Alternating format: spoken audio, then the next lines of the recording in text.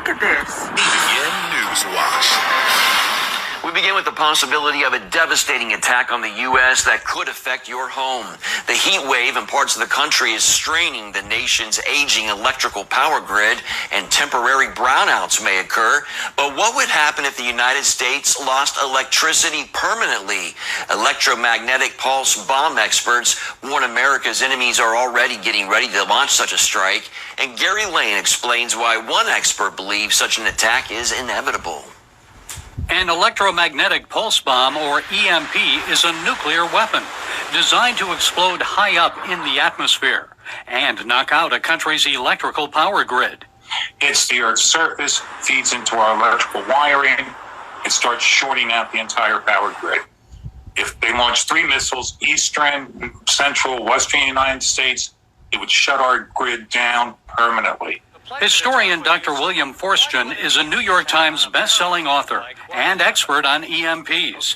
His new novel is 5 Years After, a political thriller about the aftermath of such an attack. Most people assume Russia or China would be the countries most likely to target the U.S. with an EMP. However, Forstchen believes North Korea is the more likely culprit. Nuclear weapons expert the late Peter Pry agreed.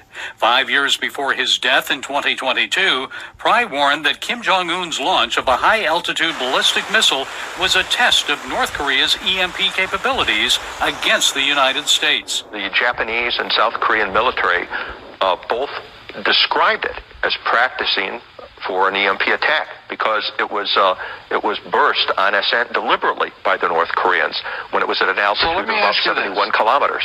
The higher the altitude of the missile, the wider the area of destruction. Pry explained how it would devastate an unprepared United States of America. Cars would be paralyzed. Airplanes could fall out of the sky. You'd have natural gas pipeline explosions, nuclear reactor overloads. And worst of all, if you had a protracted blackout, it would be a serious threat to the survival of the American people. No electricity means no pumps to provide enough water needed to irrigate and grow crops.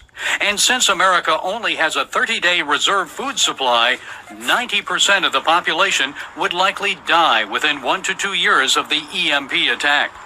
So what can be done to protect the nation? Recent legislation sets aside $13 billion to upgrade the U.S. energy grid. But finding the needed replacement parts may be difficult. All those spare parts we need, the big transformers, where do you think they're made? China.